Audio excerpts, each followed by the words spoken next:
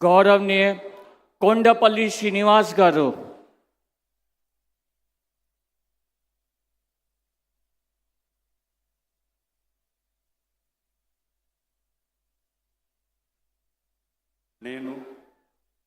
కొండపల్లి శ్రీనివాస్ అనే నేను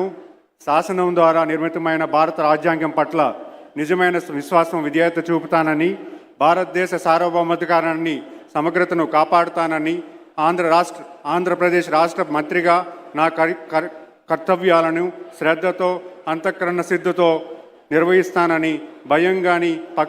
పక్షపాతం కానీ రాగద్వేషాలు కానీ లేకుండా